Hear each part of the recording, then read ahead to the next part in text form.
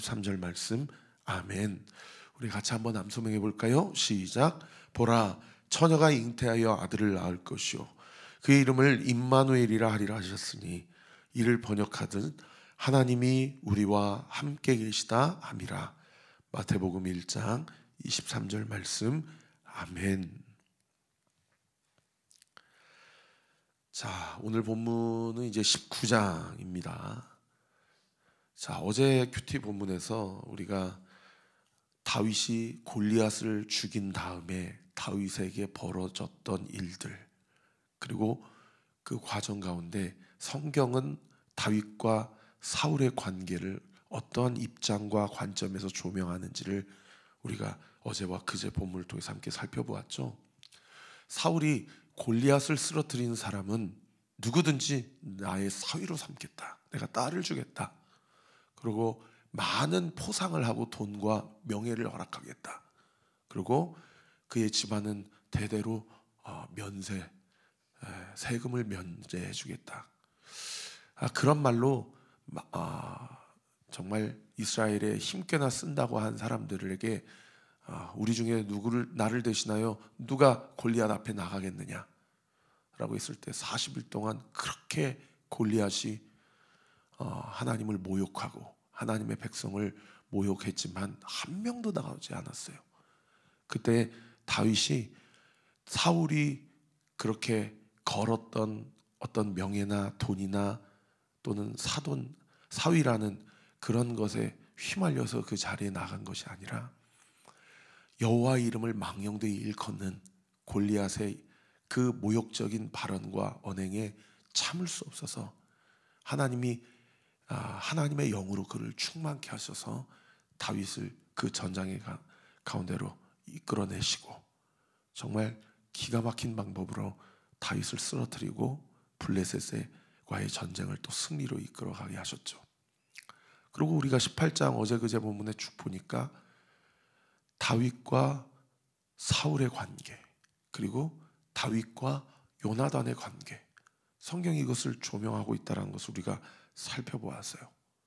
그리고 그 어느 한 여인들의 이야기, 즉 다윗은 만만요, 사울은 천천히다 라는 이야기로 시작해서 사울이 얼마나 많은 그 죄악을 자행하고 있는지를 어제 본문에서 우리가 함께 살펴보지 않았습니까?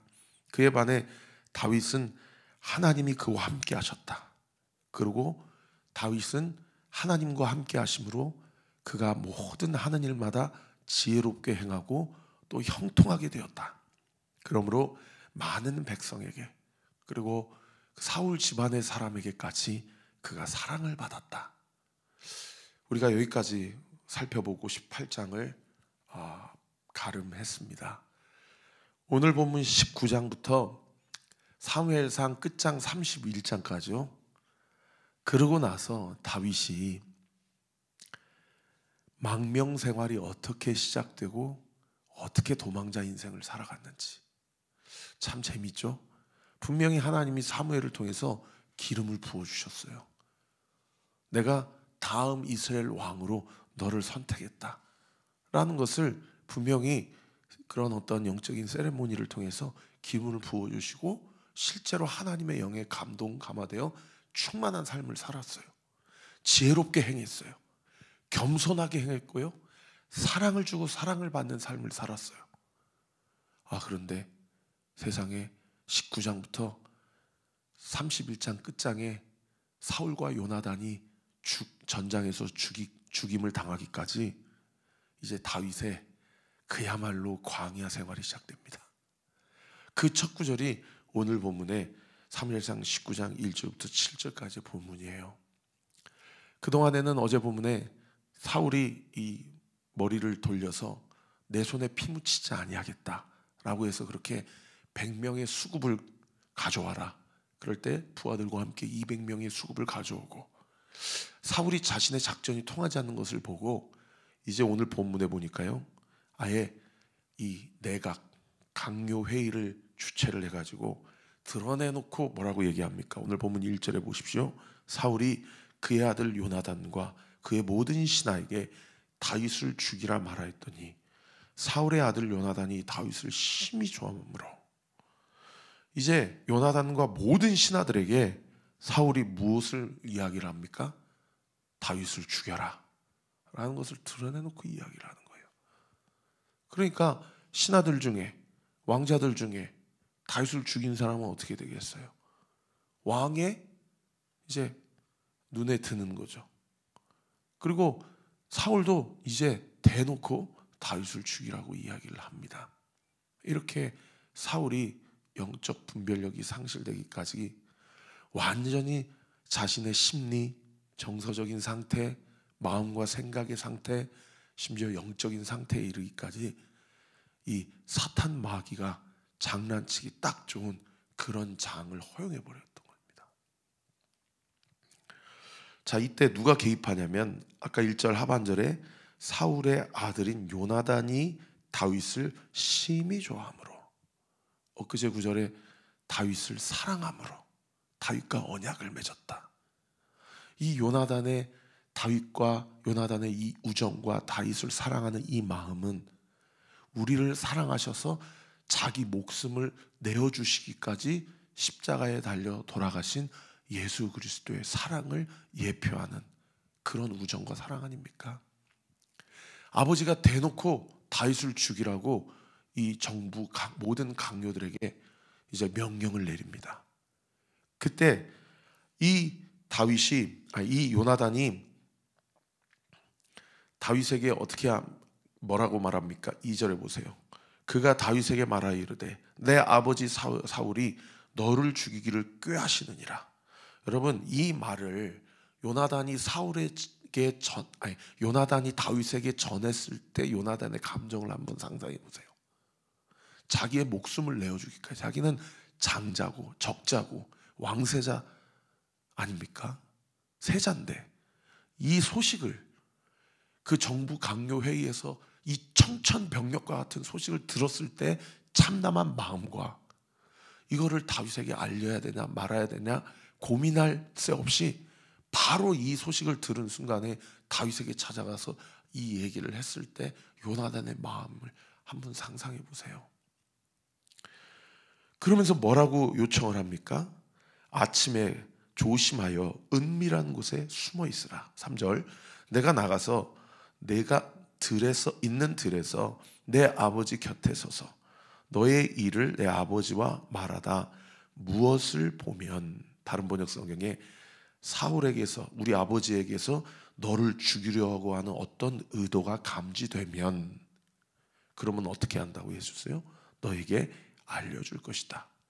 그러니까 요나단은 이 얘기를 전해주는 상황까지만 봐도 요나단은 우리 아버지가 잠깐 정신이 나가서 가끔씩 악령에 그렇게 휘달리고 불면증에 휘달리고 그리고 막 엉뚱한 얘기를 막 하고 다니니까 우리 아버지가 지금 정신질환을 앓고 있어서 지금 허언을 하신 거야, 진심은 아니실 거야 라고 생각했다라는 것을 알 수 있는 그런 대목이죠. 다시 한번 확인해 보겠다.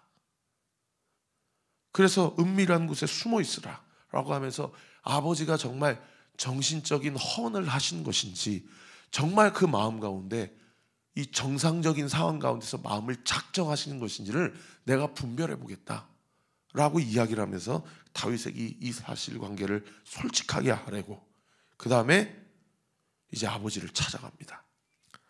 아버지를 찾아가서 4절에 뭐라고 얘기해요?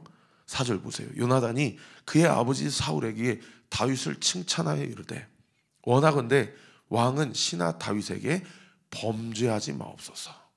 여러분, 저 보세요. 자기 아버지에게 범죄라는 단어, 자기 아버지는 지금 국가 최고 권력자입니다. 우리나라처럼 그냥 5년 있다가 내려오는 자리가 아니에요. 죽을 때까지 하는 자리예요. 근데 아버지 앞에서 자기가 이 범죄, 그리고 그 다음 구절에 보세요. 득죄라는 표현이 나와요. 그죠? 그리고 다윗에 대해서는 그 다음 구절에 어떤 표현이 나옵니까? 심히 선함이니이다.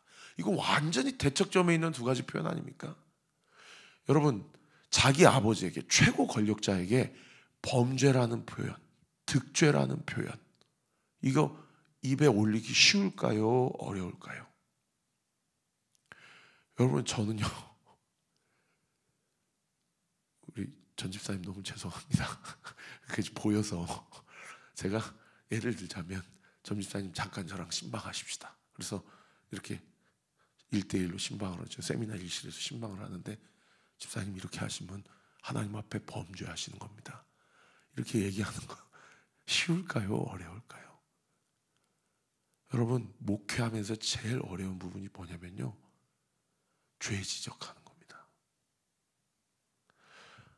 예배 가운데서 제일 우리가 어렵고 힘든 시간이 어떤 시간이냐면 자신의 죄를 고백하는 시간이에요. 그래서 제가 예전에 대학원에서 공부할 때 예배 순서 가운데 실제로 천주교나 성공회 같은 예배 또는 미사 시간에 자신의 죄를 고백하는 순서가 있어요. 그때 성도들로 하여금 목회자가 어떻게 자신의 내면의 죄를 직면하게 할 수 있는지에 대한 논문도 여러 개로 발표해서 읽은 기억도 있습니다. 여러분, 이게 사실상 목회자와 성도 사이에서 범죄 특제 이야기하는 것도 쉽지 않습니다. 그런데 자신의 상급자에게, 자신의 윗사람에게 당신 그렇게 하시면 범죄하시는 겁니다. 특죄하시는 겁니다. 라고 이야기하는 거, 이거 어쩌면요, 요나단이 이게 아들이어서 할 수 있었겠죠가 아니고요, 이거 사울의 심리 상태를 우리가 추측해서 한번 생각해 본다면 이거 목숨 걸고 나아간 겁니다. 이건 마치요, 아리마대 요셉이 본디오 빌라도 앞에서 또는 70여 명의 사내들인 공의원들이 다 보고 있는 앞에서 자신의 기득권 다 포기하고 예수님 시체 나에게 달라고 이렇게 얘기한 거랑 같은 무게예요. 자신의 사랑과 우정에 대해서 자신의 처지나 형편, 내가 적자인데 이런 것 다 배설물로 여기고 그렇게 나아간 겁니다. 사실 사울에게 있어서 요나단이 있었다는 것은 이건 큰 축복이죠. 사랑하는 성도 여러분, 여러분의 주변 인간관계를 한번 생각해 보세요. 내가 잘못한 일을 행할 때 너 그거 그렇게 하면 하나님 앞에 득죄하는 거다 라고 해줄 수 있는 사람이 몇 명이나 되는지 한번 생각해 보세요. 우리는요, 우리 목사님이 내 편 안 들어줬어, 우리 엄마 아빠가 내 편 안 들어줬어, 이 사람은 내 편을 들어줬어야지, 이 사람은 내 남편이고 내 배우자고 내 아내잖아. 우리는 늘 이런 것에 섭섭병, 성병에 결려서 살 때가 얼마나 많은지 몰라요. 그런 사랑하는 성도 여러분, 오늘 본문에 보세요. 여러분 기도하세요. 우리 목사님이, 우리 어머니 아버지가, 우리 자식들이, 내가 사랑하는 그 사람이 내가 잘못한 길로 갔을 때 나의 죄를 지적할 수 있는 사람이 되게 해달라고 기도하세요. 여러분 그런 기도해 보신 적 있으십니까? 우리 온리교회 성도들이, 저는 우리 공동체가 그런 공동체가 되기를 우리 구주 예수 그리스도의 이름으로 축원합니다. 너 잘하고 있어, 너 잘할 거야, 그리고 잘 될 거야, 물론 중요해요. 그런데요, 왜 한국교회가 이 모양, 죄송합니다, 왜 이 꼴이 됐습니까? 이러한 건강한 권징적 기능이 교회 안에 사라졌기 때문이에요. 그러니까요, 성도들도 다 어떻게 합니까? 자기 귀에 너무 즐겁고 달콤하고 좋은 설교만 유튜브에서 찾아가 들어요. 나한테 힘이 되는 설교, 나 잘 되라는 설교, 나 힘내라는 설교. 여러분 지금 그런 시대가 되었습니다. 지금 보세요. 제가 최대한 정치 얘기 안 하려고 그러는데 마음에 안 드니까 세상에 계엄이 웬 말입니까? 제가 태어나기도 전에 있었던 1980년에 전두환 당시 계엄 사령관이 있을 때 들었던 그 계엄, 정말 우리나라의 민족 기도해야 됩니다. 자기를 돌아볼 줄 모르는 지도자가 나라의 지도자가 되니까 주가가 이렇게 폭락하고 민생이 얼마나 어려운데 지금 백성들이 큰일 났습니다. 우리나라. 사랑하는 성도 여러분, 그렇게 기도합시다. 우리 교회가 그런 교회가 될 수 있도록. 그리고 나에게 그러한 믿음의 동역자들이 잘 세워져서 우리 인생 각자의 삶이, 그리고 우리 교회가 이 권징적 기능을 잘 소화해내므로 정말 주님 앞에 마지막 때에 칭찬받고 하나님 앞에 거룩하고 신실한 성도, 신실한 교회로 세워질 수 있도록 함께 기도하며 주님 앞에 살아내기를 우리 구주 예수 그리스도 이름으로 축원합니다. 이 요나단이 이렇게 직언을 하는데 세 가지 근거로 직언을 합니다. 첫 번째,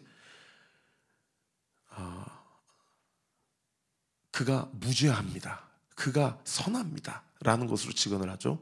4절 하반절에 제가 아까 말씀드렸던 그가 왕께 행한 일은 심히 선함이니이다. 그가 죄가 없는데 왜 그를 죽이려고 하시냐. 그 다음 두 번째, 5절에 보시면 신실함과 그의 충성됨을 드러내요. 5절 보세요. 그가 자기 생명을 아끼지 않냐고 블레셋 사람, 즉 골리앗을 이야기한 거죠. 죽였고 여호와께서는 온 이스라엘을 위하여 큰 구원을 이루셨으므로 왕이 이를 보고 기뻐하셨거늘. 신하 다윗의 충성됨과 신실함을 근거로 제시합니다. 그리고 마지막 세 번째는 그가 죄가 없다라는 것을 근거로 제시해요. 그 다음 9절, 어찌 까닭 없이 다윗을 죽여 무죄한 피를 흘려 범죄하려 하시나이까. 이 세 가지 근거, 첫 번째 무고함, 두 번째 충성됨, 신실함, 세 번째 죄가 없음. 이것을 세 가지 근거로 다윗을 죽이면 안 됩니다 아버지 라고 이 충언을 올리는 것이죠. 이때 사울이 어떻게 반응합니까? 6절에 보세요. 사울이 요나단의 말을 듣고 맹세하되, 뭐라고 맹세합니까? 여호와께서 살아계심을 두고 맹세하거니와. 이 그냥 맹세도 아니고요, 하나님의 이름으로 맹세를 해요. 여호와께서 살아계심을 두고 맹세하거니와 그가 죽임을 당하지 아니하리라. 차라리 하나님의 이름으로 맹세하지 않고, 그래 내가 잘못 생각했다, 아들아 고맙다, 내가 죽이지 아니하리라, 내가 다시 강요회의를 소집을 해서 내가 한 발언에 대해서 취소하리라. 우리나라는 삼권 분립에 기반한 민주주의 국가니까 국회에서 190명 통과되니까 바로 대통령은 계엄령 해제할 수밖에 없지 않습니까? 내가 그를 죽이지 아니하리라 라고 해도 되었을 텐데 사울이 자기 무덤을 파요. 그래서 여호와의 살아계심을 두고 맹세하노니. 얼마나 변덕스러운지 모릅니다. 이 맹세가 얼마 못 가서 바로 또 다윗을 죽이려고 하고 또 요나단을 호되게 나무라고. 너무 안타깝죠. 7절, 요나단이 다윗을 불러 그 모든 일을 그에게 알리고 요나단이 그를 사울에게로 인도하니 그가 사울 앞에 전과 같이 있었더라. 이 전과 같이 있었지만 여러분 한번 사울과 다윗의 관계를 한번 생각해 보세요.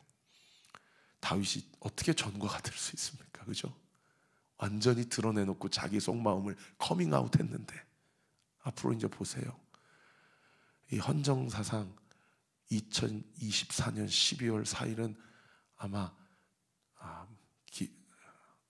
잊혀지지 않는 하루가 될 것입니다. 어떻게 전과 같을 수 있습니까? 자기의 마음을 완전히 드러내고. 말씀을 정리하겠습니다. 사랑하는 성도 여러분, 우리가 우리 안에 여러분 저 보세요. 사울이 이렇게 있잖아요. 사울에게도 이성이라는 것이 있고 감정이라는 것이 있고 의지가 있죠. 이 인격이 3요소 아닙니까? 사울을 볼 때 오락가락해요. 감정을 보면 죽여버리고 싶어요. 근데 이성적으로 생각하니까 내가 잘못 생각했어요. 그러니까 하나님 앞에 맹세를 하고 그러고도 또 그 맹세를 얼마 못 가 지키지 못하는 거 아닙니까? 우리의 삶이 사울과 같은 삶인지 모르겠어요. 이렇게 생각하면 내가 이러면 안 되지. 근데 이렇게 생각하면 이것이 옳지. 그러면서도 우리의 의지대로 살지 못하는 인생이 어쩌면 원죄를 가지고 있는 죄된 인간의 불행한 인생의 어떤 정인지 모르겠어요. 사랑하는 성도 여러분, 그래서 우리에게 무엇이 필요합니까? 이렇게 요나단 같은 믿음의 동역자가 필요하고요, 무엇보다 말씀이 필요합니다. 할렐루야. 우리의 삶 가운데, 나의 삶 가운데 내가 이성과 감정 사이에서 왔다 갔다 하고 있는 것이 있다면 그것이 무엇인지 한번 생각해 보세요. 더 나아가서 내가 변덕스럽게 좌충우돌하고 좌로나 우로나 치우치게 되는 것이 있다면 그것이 무엇인지 한번 정리해 보세요. 그리고 여러분, 의지를 갖고 실행하되 우리의 의지의 기원과 우리의 의지의 결단은, 근거는 반드시 하나님의 말씀이어야 될 줄 믿습니다. 하나님의 말씀과 기도로 거룩하여 지민이라. 할렐루야. 말씀대로 오셨고, 말씀대로 죽으셨고, 말씀대로 부활하셨고, 말씀대로 승천하신 하나님, 그 예수님 말씀대로 반드시 다시 오십니다. 할렐루야.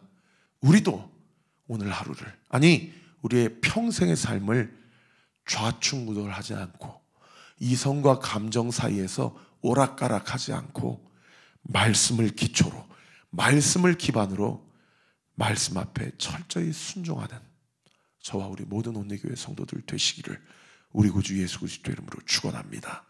기도하겠습니다. 아버지 하나님, 감사합니다.